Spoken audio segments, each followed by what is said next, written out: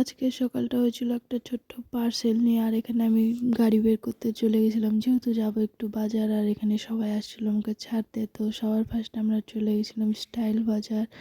তো ঠান্ডা পড়েই গেছে, সেই জন্য কিছু কেনাকাটি করতে গেছিলো মা। আর গলার আওয়াজ শুনে বুঝতে পারছো আমার শরীর প্রচণ্ড খারাপ, বলার বাইরে। তো এখানে দেখো এটা মা চুজ করছিল, তো ট্রায়াল আমি করতেছিলাম। আর এখানে আমরা চলে গেছিলাম কিড সেকশন, যেটা আমার ছিল ভীষণভাবে ফেভারিট, দেখতেই পাচ্ছ কেন।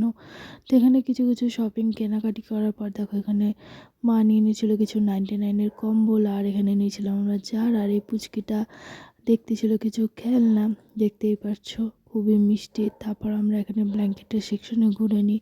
তো চলে আসলাম সিধা বাজার, এখান থেকেও কিছু মোজা কিনে নেওয়ার পর চলে আসলাম বাড়ির সামনে। আর দেখো এখানে নিচ্ছিলাম আমরা ভাকা। তো ভাকা নিয়ে আসার পর দেখো দোকান খোলার পর এরা চলে আসছিলো। তো টাটা।